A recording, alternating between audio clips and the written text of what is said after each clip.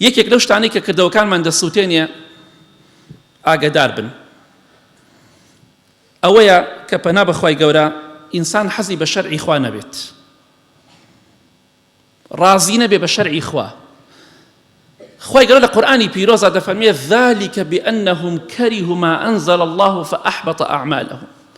ئەوانەی کە پیان ناخۆش و شەرعی خوایان قبول نییە، خوا کردەوەکانیان بەتاڵ دەکاتەوە. دەڵێ وەڵام من بە شەرعی خوا ڕازی نیم، من بە شەرع نایکەم. سوێن بەخوا تەنها بەو قسەیە هەرچی چاکان هەمووی بەتاڵ دەبێتەوە. ئەوە نەستی قورئانە. كرهوا ما أنزل الله فأحبط أعمالهم فأحبط أعمالهم. خوا دەفەرمێ کردەوەکانیان بەتاڵ دەکەمەوە. ئەزانی منافق چۆنە؟ خوای گەورە دەفەرمێ لە قورئاندا منافق ئەمە صیفەتی منافق، مرۆڤی منافق و دووڕوو ئیماندار وان نییە.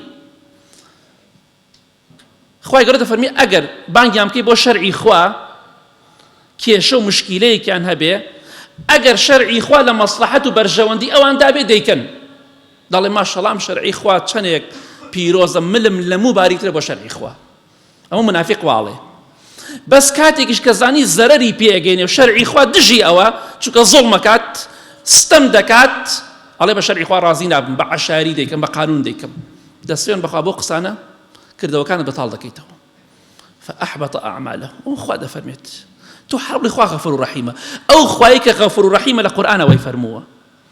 وصفەتی منافقە ئینسانی ئیماندار دەڵێ من بە شەرعی خوا ڕازیم، زەرەرم بێ قازانجم بێ، سمعنا وأطعنا، گوێڕایەڵم تەواو، گوێڕایەڵی دەکەم. ئەگەر شەرعی خوا دژی من بوو من زاڵمم، قبوڵمە.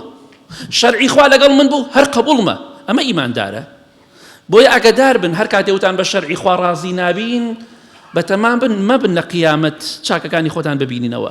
بەتەمای پاداشتی نوێژ و ڕۆژ و عیبادەت مەبن، خوا کردەوەکانتان بەتاڵ دەکاتەوە. ئەگەر تۆبەی ڕاستەقینە نەکەن و حەق و مافی خەڵکی نەگەڕێنەوە. بۆ یەکێک لەو شتانی کردەوەکانمان بەتاڵەکاتەوە ئەوەیە لە کاتی کێشە و مشکیلەدا بە شەرعی خوا ئیشەکانمان جێبەجێ نەکەین. دەڵێ من بە شەرعی خوا نایکەم، چونکە پرسیاری کردووە زەرەرێتی، ئەگەر قازانجی بێ ئامادەی لەگەڵ شەرعی خوادا بێ. ئەوە صیفەتی منافق. خوا بمان پارێزێ.